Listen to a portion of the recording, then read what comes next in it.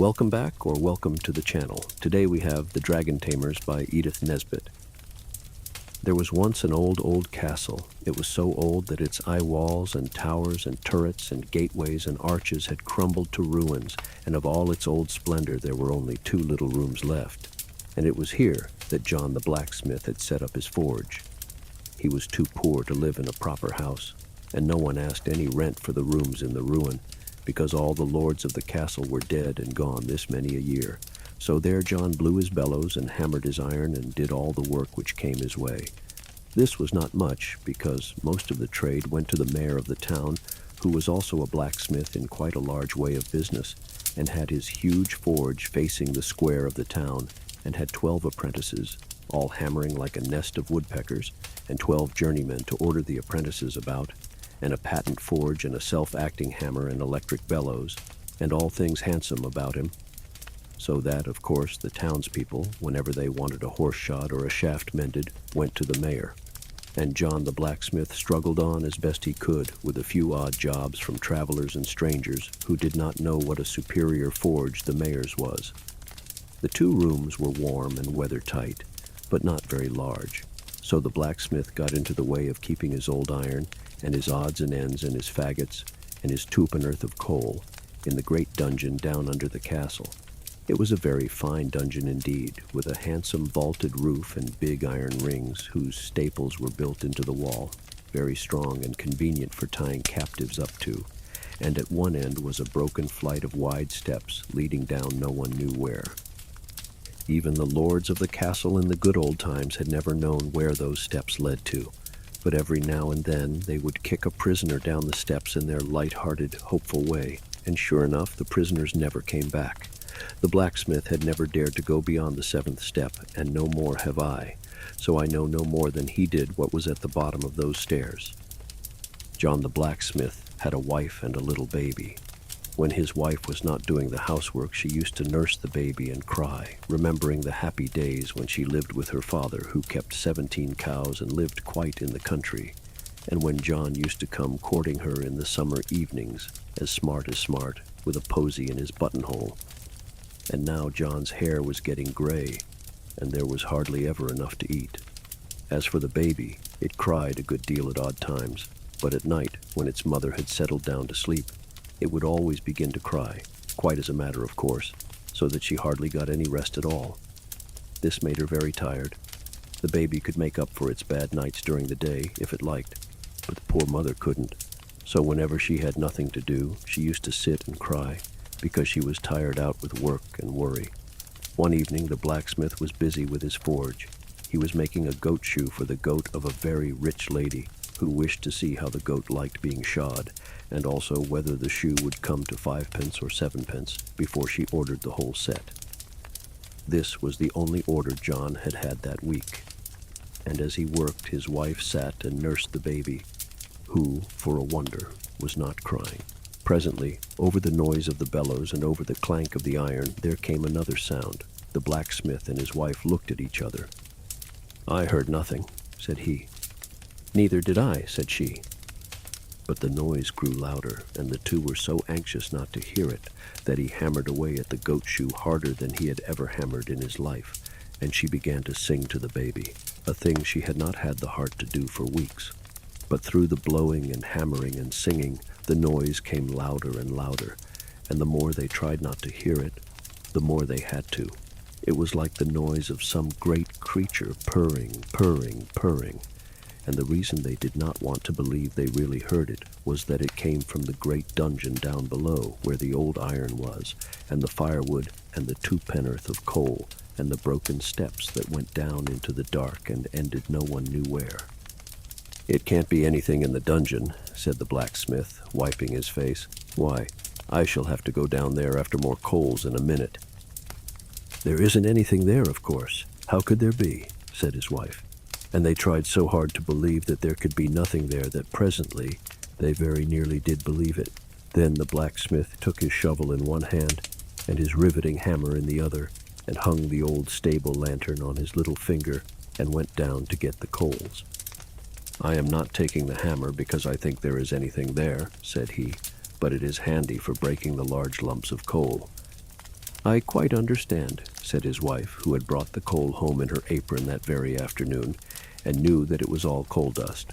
So he went down the winding stairs to the dungeon, and stood at the bottom of the steps holding the lantern above his head, just to see that the dungeon really was empty as usual. Half of it was empty as usual, except for the old iron and odds and ends, and the firewood and the coals. But the other side was not empty. It was quite full, and what it was full of was dragon. "It must have come up those nasty broken steps from goodness knows where," said the blacksmith to himself, trembling all over as he tried to creep back up the winding stairs. But the dragon was too quick for him. It put out a great claw and caught him by the leg, and as it moved it rattled like a great bunch of keys, or like the sheet iron they make thunder out of in pantomimes. "No, you don't," said the dragon in a spluttering voice like a damp squib. "Dearie, dearie me," said poor John, trembling more than ever in the claw of the dragon. "Here's a nice end for a respectable blacksmith." The dragon seemed very much struck by this remark. "Do you mind saying that again?" said he, quite politely. So John said again very distinctly, "Here is a nice end for a respectable blacksmith." "I didn't know," said the dragon. "Fancy now, you're the very man I wanted." "So I understood you to say before," said John, his teeth chattering. "Oh, I don't mean what you mean," said the dragon, "but I should like you to do a job for me. One of my wings has got some of the rivets out of it just above the joint. Could you put that to rights?" "I might, sir," said John politely, for you must always be polite to a possible customer, even if he be a dragon. "A master craftsman, you are a master, of course, can see in a minute what's wrong," the dragon went on. "Just come round here and feel my plates, will you?" John timidly went round when the dragon took his claw away, and sure enough, the dragon's off wing was hanging loose and all anyhow, and several of the plates near the joint certainly wanted riveting. The dragon seemed to be made almost entirely of iron armor, a sort of tawny, red rust color it was, from damp, no doubt, and under it he seemed to be covered with something furry. All the blacksmith welled up in John's heart, and he felt more at ease. "You could certainly do with a rivet or two, sir," said he. "In fact, you want a good many." "Well, get to work then," said the dragon. "You mend my wing, and then I'll go out and eat up all the town, and if you make a really smart job of it, I'll eat you last. There." "I don't want to be eaten last, sir," said John. "Well, then I'll eat you first," said the dragon. "I don't want that, sir, either," said John. "Go on with you, you silly man," said the dragon. "You don't know your own silly mind. Come, set to work." "I don't like the job, sir," said John, "and that's the truth. I know how easily accidents happen. It's all fair and smooth, and please rivet me and I'll eat you last. And then you get to work, and you give a gentleman a bit of a nip or a dig under his rivets, and then it's fire and smoke, and no apologies will meet the case." "Upon my word of honor as a dragon," said the other.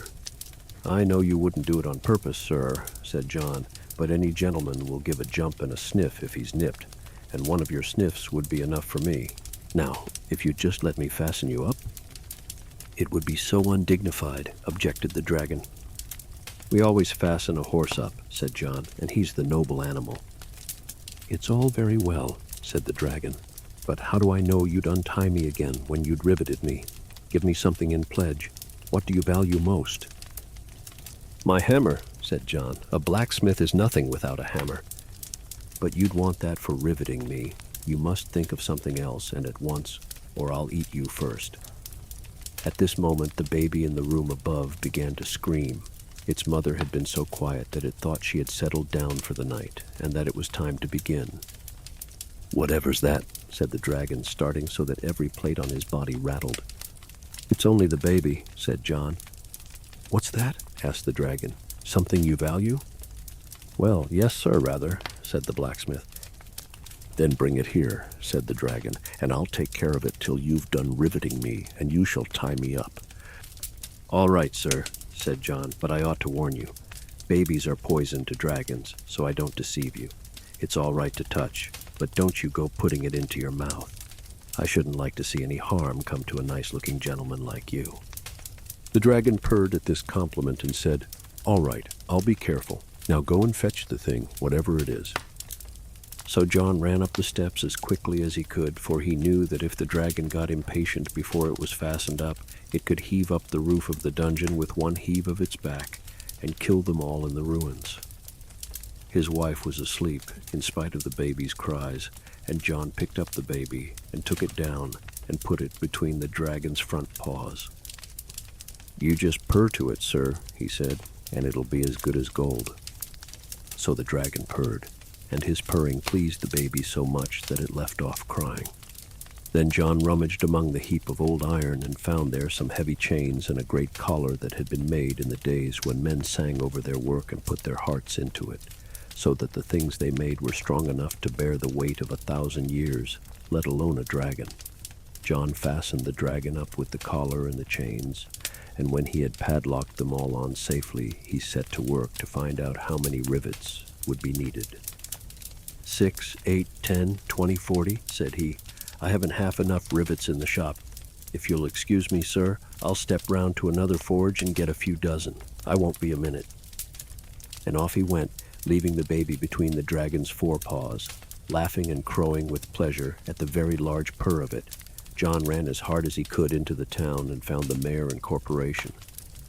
"There's a dragon in my dungeon," he said. "I've chained him up. Now come and help to get my baby away." And he told them all about it. But they all happened to have engagements for that evening, so they praised John's cleverness and said they were quite content to leave the matter in his hands. "But what about my baby?" said John. "Oh, well," said the mayor, "if anything should happen, you will always be able to remember that your baby perished in a good cause." So John went home again and told his wife some of the tale.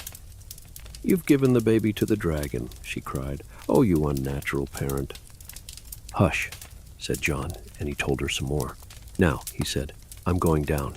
After I've been down, you can go. And if you keep your head, the boy will be all right." So down went the blacksmith, and there was the dragon purring away with all his might to keep the baby quiet. "Hurry up, can't you?" he said. "I can't keep up this noise all night." "I'm very sorry, sir," said the blacksmith, "but all the shops are shut. The job must wait till the morning. And don't forget you've promised to take care of that baby. You'll find it a little wearing, I'm afraid. Good night, sir." The dragon had purred till he was quite out of breath, so now he stopped, and as soon as everything was quiet, the baby thought everyone must have settled for the night, and that it was time to begin to scream. So it began. "Oh dear," said the dragon, "this is awful." He patted the baby with his claw, but it screamed more than ever. "And I am so tired too," said the dragon. "I did so hope I should have had a good night." The baby went on screaming. "There'll be no peace for me after this," said the dragon. "It's enough to ruin one's nerves." "Hush, then. Did earns, then."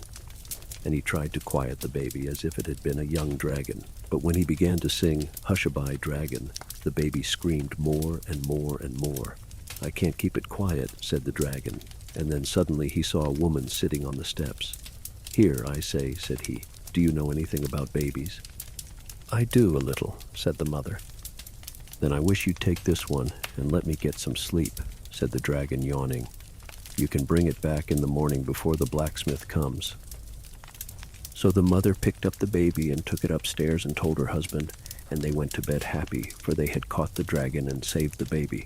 The next day John went down and explained carefully to the dragon exactly how matters stood, and he got an iron gate with a grating to it, and set it up at the foot of the steps, and the dragon mewed furiously for days and days. But when he found it was no good, he was quiet. So now John went to the mayor and said, "I've got the dragon and I've saved the town." "Noble preserver," cried the mayor, "we will get up a subscription for you and crown you in public with a laurel wreath." So the mayor put his name down for £5, and the corporation each gave 3, and other people gave their guineas and half-guineas and half-crowns and crowns. And while the subscription was being made, the mayor ordered 3 poems at his own expense from the town poet to celebrate the occasion. The poems were very much admired, especially by the mayor and corporation. The first poem dealt with the noble conduct of the mayor in arranging to have the dragon tied up. The second described the splendid assistance rendered by the corporation, and the third expressed the pride and joy of the poet in being permitted to sing such deeds, beside which the actions of St. George must appear quite commonplace to all, with a feeling heart or a well-balanced brain. When the subscription was finished, there was £1,000, and a committee was formed to settle what should be done with it. A third of it went to pay for a banquet to the mayor and corporation. Another third was spent in buying a gold collar with a dragon on it for the mayor, and gold medals with dragons on them for the corporation, and what was left went in committee expenses.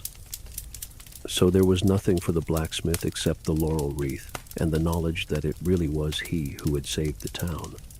But after this, things went a little better with the blacksmith. To begin with, the baby did not cry so much as it had before. Then the rich lady who owned the goat was so touched by John's noble action that she ordered a complete set of shoes at 2 shillings and 4 pence, and even made it up to 2 shillings and 6 pence in grateful recognition of his public-spirited conduct. Then tourists used to come in breaks from quite a long way off and pay 2pence each to go down the steps and peep through the iron grating at the rusty dragon in the dungeon.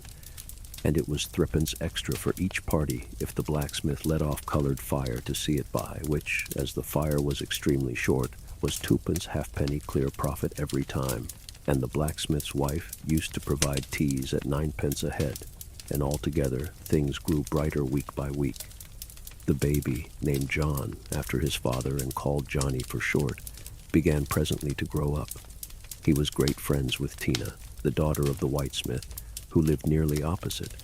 She was a dear little girl, with yellow pigtails and blue eyes, and she was never tired of hearing the story of how Johnny, when he was a baby, had been minded by a real dragon. The 2 children used to go together to peep through the iron grating at the dragon, and sometimes they would hear him mew piteously, and they would light a halfpenny worth of colored fire to look at him by, and they grew older and wiser. Now at last, one day, the mayor and corporation, hunting the hare in their gold gowns, came screaming back to the town gates with the news that a lame, humpy giant as big as a tin church was coming over the marshes towards the town. "We're lost," said the mayor. "I'd give £1,000 to anyone who could keep that giant out of the town. I know what he eats, by his teeth." No one seemed to know what to do, but Johnny and Tina were listening, and they looked at each other and ran off as fast as their boots would carry them. They ran through the forge and down the dungeon steps and knocked at the iron door. "Who's there?" said the dragon. "It's only us," said the children. And the dragon was so dull from having been alone for 10 years that he said, "Come in, dears." "You won't hurt us or breathe fire at us or anything?" asked Tina. And the dragon said, "Not for worlds." So they went in and talked to him and told him what the weather was like outside and what there was in the papers. And at last Johnny said, "There's a lame giant in the town. He wants you." "Does he?" said the dragon, showing his teeth. "If only I were out of this." "If we let you loose, you might manage to run away before he could catch you." "Yes, I might," answered the dragon, "but then again I mightn't." "Why, you'd never fight him?" said Tina. "No," said the dragon. "I'm all for peace, I am. You let me out, and you'll see." So the children loosed the dragon from the chains and the collar, and he broke down one end of the dungeon and went out, only pausing at the forge door to get the blacksmith to rivet his wing. He met the lame giant at the gate of the town, and the giant banged on the dragon with his club as if he were banging an iron foundry, and the dragon behaved like a smelting works, all fire and smoke. It was a fearful sight, and people watched it from a distance, falling off their legs with the shock of every bang, but always getting up to look again. At last the dragon won, and the giant sneaked away across the marshes, and the dragon, who was very tired, went home to sleep, announcing his intention of eating the town in the morning. He went back into his old dungeon because he was a stranger in the town, and he did not know of any other respectable lodging. Then Tina and Johnny went to the mayor and corporation and said, "The giant is settled. Please give us the £1,000 reward." But the mayor said, "No, my boy. It is not you who have settled the giant. It is the dragon. I suppose you have chained him up again. When he comes to claim the reward, he shall have it." "He isn't chained up yet," said Johnny. "Shall I send him to claim the reward?" But the mayor said he need not trouble, and now he offered £1,000 to anyone who would get the dragon chained up again. "I don't trust you," said Johnny. "Look how you treated my father when he chained up the dragon." But the people who were listening at the door interrupted and said that if Johnny could fasten up the dragon again, they would turn out the mayor and let Johnny be mayor in his place. For they had been dissatisfied with the mayor for some time and thought they would like a change. So Johnny said, "Done." And off he went, hand in hand with Tina, and they called on all their little friends and said, "Will you help us to save the town?" And all the children said, "Yes, of course we will. What fun." "Well then," said Tina, "you must all bring your basins of bread and milk to the forge tomorrow at breakfast time." "And if ever I am mayor," said Johnny, "I will give a banquet, and you shall be invited, and we'll have nothing but sweet things from beginning to end." All the children promised, and next morning Tina and Johnny rolled the big washing tub down the winding stair. "What's that noise?" asked the dragon. "It's only a big giant breathing," said Tina. "He's gone by now." Then when all the town children brought their bread and milk, Tina emptied it into the wash tub, and when the tub was full, Tina knocked at the iron door with the grating in it and said, "May we come in?" "Oh yes," said the dragon, "it's very dull here." So they went in, and with the help of 9 other children, they lifted the washing tub in and set it down by the dragon. Then all the other children went away, and Tina and Johnny sat down and cried. "What's this?" asked the dragon. "And what's the matter?" "This is bread and milk," said Johnny. "It's our breakfast, all of it." "Well," said the dragon, "I don't see what you want with breakfast. I'm going to eat everyone in the town as soon as I've rested a little." "Dear Mr. Dragon," said Tina, "I wish you wouldn't eat us. How would you like to be eaten yourself?" "Not at all," the dragon confessed, "but nobody will eat me." "I don't know," said Johnny. "There's a giant—" "I know, I fought with him and licked him." "Yes, but there's another come now. The one you fought was only this one's little boy. This one is half as big again." "He's 7 times as big," said Tina. "No, 9 times, said Johnny. "He's bigger than the steeple." "Oh dear," said the dragon, "I never expected this." "And the mayor has told him where you are," Tina went on, "and he is coming to eat you as soon as he has sharpened his big knife. The mayor told him you were a wild dragon, but he didn't mind. He said he only ate wild dragons with bread sauce." "That's tiresome," said the dragon, "and I suppose this sloppy stuff in the tub is the bread sauce?" The children said it was. "Of course," they added, "bread sauce is only served with wild dragons. Tame ones are served with applesauce and onion stuffing." "What a pity you're not a tame one. He'd never look at you then," they said. "Goodbye, poor dragon. We shall never see you again. And now you'll know what it's like to be eaten." And they began to cry again. "Well, but look here," said the dragon. "Couldn't you pretend I was a tame dragon? Tell the giant that I'm just a poor little timid tame dragon that you kept for a pet." "He'd never believe it," said Johnny. "If you were our tame dragon, we should keep you tied up, you know. We shouldn't like to risk losing such a dear, pretty pet." Then the dragon begged them to fasten him up at once, and they did so, with the collar and chains that were made years ago, in the days when men sang over their work and made it strong enough to bear any strain. And then they went away and told the people what they had done, and Johnny was made mayor and had a glorious feast exactly as he had said he would, with nothing in it but sweet things.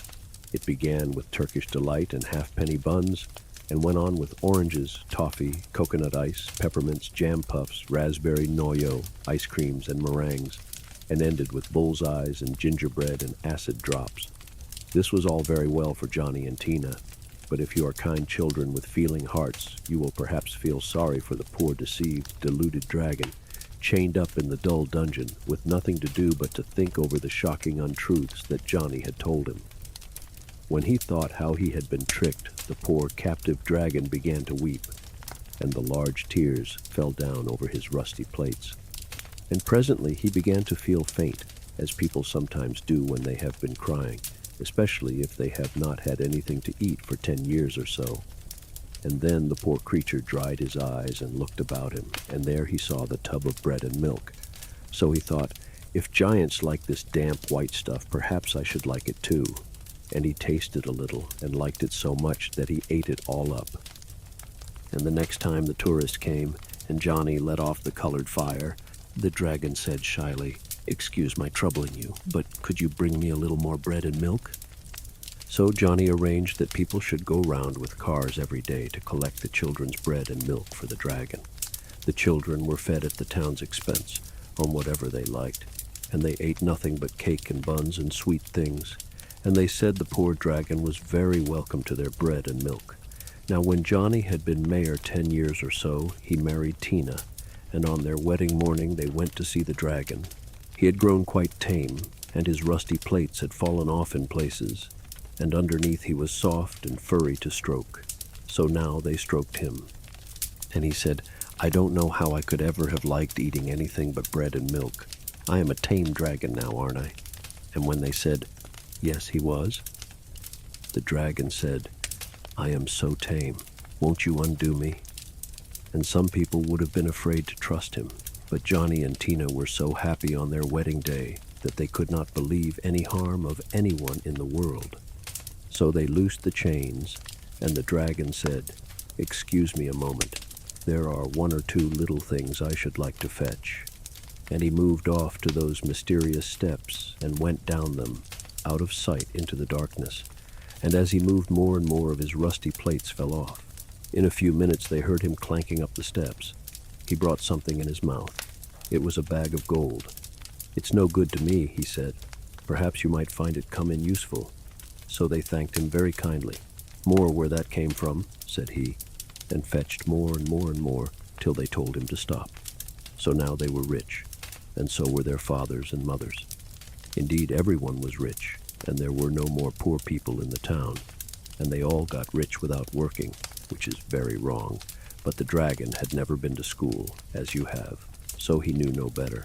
And as the dragon came out of the dungeon, following Johnny and Tina into the bright gold and blue of their wedding day, he blinked his eyes as a cat does in the sunshine, and he shook himself, and the last of his plates dropped off, and his wings with them, and he was just like a very, very extra-sized cat.